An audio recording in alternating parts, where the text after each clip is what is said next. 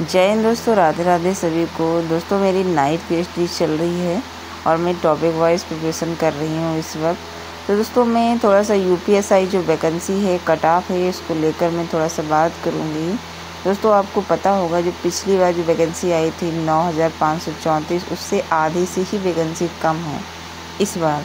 तो क्या मतलब है कहने का ये कि आपको पहले से भी ज़्यादा और भी ज़्यादा मेहनत करनी है, क्योंकि आपको पता होगा दोस्तों जो 2021 में जो वैकेंसी आई थी उसका जो फाइनल जो कट ऑफ था वो मेल का जो 316 था और फीमेल का जो था वो 296 था। तो कहने का मीन्स ये है कि आपको इस कट ऑफ से मतलब नहीं है, आपको और भी ज़्यादा बेहतर अपने आप को बनाना है। तो दोस्तों इसमें आपको ये भी पता होगा कि 40 जो क्वेश्चन आते हैं प्रत्येक टॉपिक से, मतलब जो भी 4 होते हैं, math, reasoning, GK, GS, Hindi. तो दोस्तों इसमें आपको सबसे ज़्यादा सिलेक्शन ही दिला सकती हैं 3 जो सब्जेक्ट है। वो कौन कौन से हैं दोस्तों? वो हिंदी है, रीजनिंग है और मैथ है। जीके जीएस में दोस्तों आपको क्या पढ़ने की ज़रूरत है? इसमें आपको सबसे ज़्यादा मूल विधि पे ध्यान देना है और संविधान जो है दोस्तों, क्योंकि इसमें 14 से 15 या 12 से 13 क्वेश्चन पूछे जाते हैं पॉलिटी में। 8 से 9 या 10 क्वेश्चन आ जाते हैं दोस्तों मूल विधि के। इसी तरीके से करंट और स्टैटिक जो यूपी जीके है, इस पे थोड़ा सा ध्यान देना है।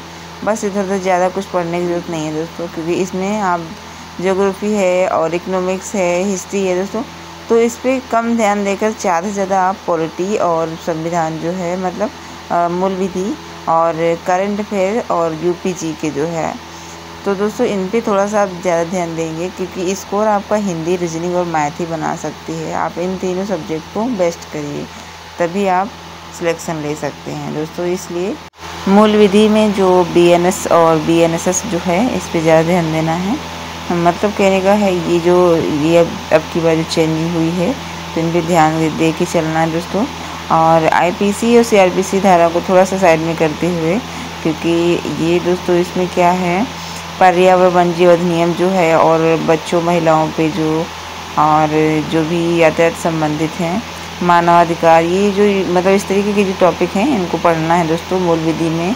और भी हैं, तो मतलब कहने का ये है कि मूल विधि पे ध्यान देना है आपको, क्योंकि इसमें 8 से 10 क्वेश्चन आ सकते हैं।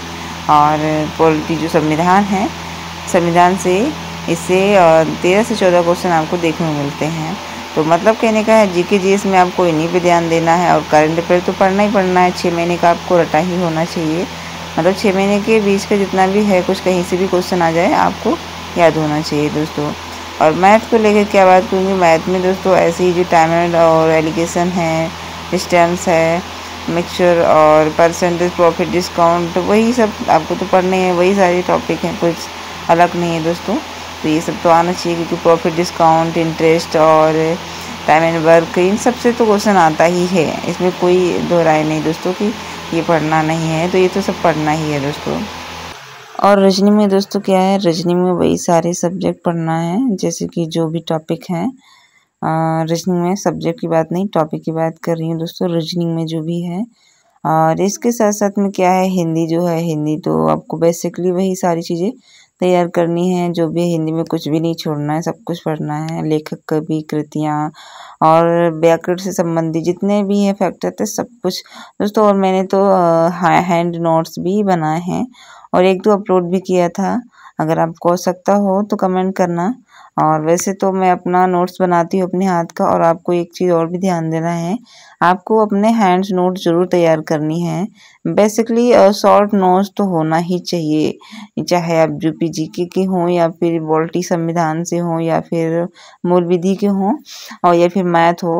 और रीजनिंग का तो दोस्तों मैं नहीं बनाती हूँ, क्योंकि रीजनिंग का मैं कोई नोट्स वगैरह नहीं बनाती, मैं प्रैक्टिस करती हूँ बस मैं रीजनिंग में थोड़ा सा, अगर आपको ऐसा लगता है तो मैं आपके लिए बताऊँ, आपको भी बनाना चाहिए। रीजनिंग में वो टॉपिक बनाना चाहिए जो ज़्यादा से ज़्यादा आपको डिफ़िकल्ट लगते हैं, और उन पे थोड़ा सा, जैसे कि कोई हिंट है, जैसे कि मतलब कहने का है आप भूल जाते हैं तो उसका कोई मेथड होगा जैसे, तो वो मेथड लिख लीजिए। इस तरीके से नोट्स बनाइए, मैथ हो या रीजनिंग हो दोस्तों।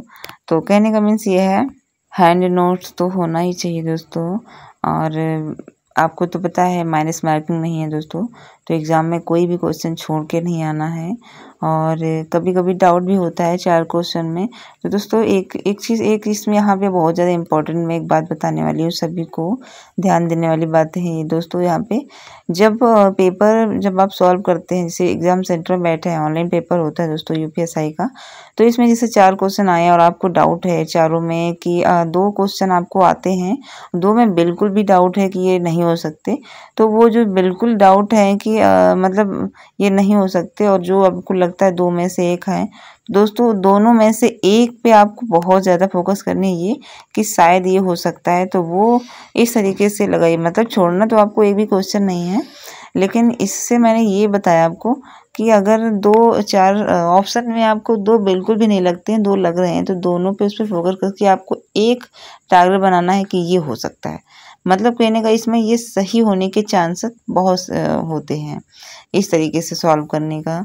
तो बस यही मेरा कहने का मीन्स था कि अपना हैंड नोट्स बनाइए और प्रिपेयर करिए अपने आप को। और नोट्स ऐसे होने चाहिए आपको, मैंने पिछले वीडियो में एक बताए हैं, बहुत ज़्यादा इम्पोर्टेंट आप लोगों के लिए।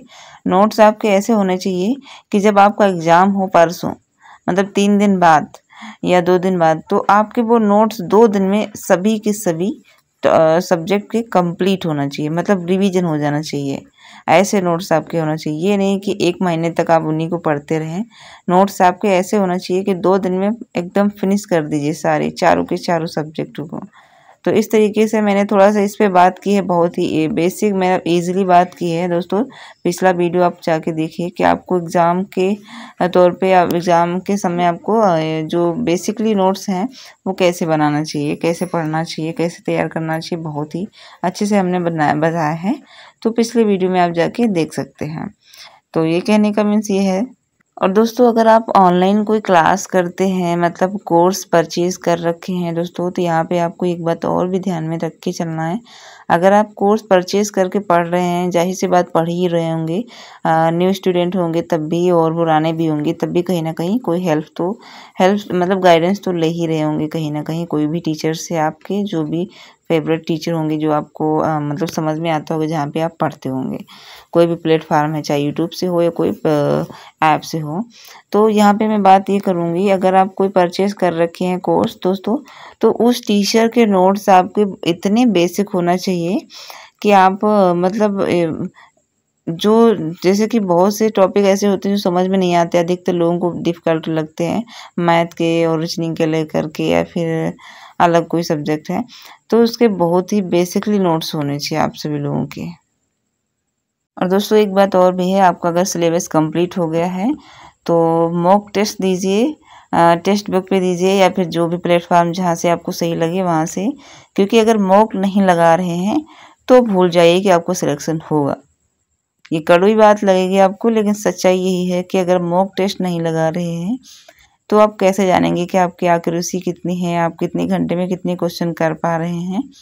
तो सिलेबस कंप्लीट करें सबसे पहले, और उसके बाद डेली के डेली आप कोशिश करें एग्ज़ाम के टाइम पे तो आप 2 लगाइए प्रतिदिन, और अगर एग्ज़ाम अभी नहीं है अभी इस वक्त, तो आप डेली 1 मॉक टेस्ट ज़रूर दीजिए, चाहे टेक्स्ट बुक से दीजिए। टेक्स्ट बुक पे भी बहुत ही कम मतलब परचेज़ कर सकते हैं, और कोई भी ऐप अगर पढ़ रहे हैं तो वहाँ से भी, जहाँ से आपको सही लगे, लेकिन मॉक टेस्ट आपको ज़रूर देना है। सिलेक्शन मॉक टेस्ट ही देता है, क्योंकि दोस्तों मतलब क्या है, आप इसमें प्रीवियस ईयर के क्वेश्चन आपको देखने को मिलते हैं और अलग अलग तरीके के जितने भी एग्ज़ाम होते हैं उसके सभी क्वेश्चन आपको देखने को मिलते हैं। तो इससे क्या होता है, आपका अनुभव बढ़ता है दोस्तों।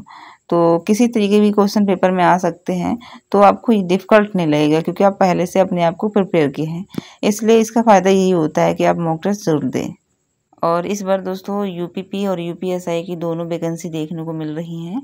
ये पहले बाद में हो सकता है, बट दोस्तों मेरा कहने का मीन्स ये है, आप मेरा सवाल ये है आप लोगों से कि इस बार यूपीपी या यूपीएसआई की वैकेंसी जो हैं उसमें आप क्या दोनों की प्रिपरेशन कर रहे हैं, मतलब दोनों का ये आपका टारगेट है कि आप दोनों के फॉर्म फिल करेंगे या फिर एक ही यूपीएसआई है या यूपीपी। तो मेरा आपसे ये सवाल है कि आप कमेंट करके बताइएगा कि आप दोनों की कर रहे हैं या फिर एक ही आपका टारगेट है, यूपीपी है या यूपीएसआई है दोस्तों, किस एग्ज़ाम की प्रिपरेशन आप कर रहे हैं। और दोस्तों साथ साथ में ये भी बताइएगा कि आपका मॉक में कैसा स्कोर जा रहा है, किस एग्ज़ाम सॉरी किस टीचर के पास आप पढ़ते हैं। और बस आज के वीडियो में इतना ही। आपका कोई सवाल अगर है तो आप कमेंट ज़रूर करिएगा। आपके मन में कोई भी सवाल है तो ज़रूर कमेंट करिएगा, मैं आपके कमेंट का ज़रूर रिप्लाई दूँगी। और वीडियो अच्छा लगे तो प्लीज़ लाइक सब्सक्राइब ज़रूर कर देना जितने भी न्यू स्टूडेंट हैं। मिलते हैं अगले वीडियो में। Okay, bye bye, take care.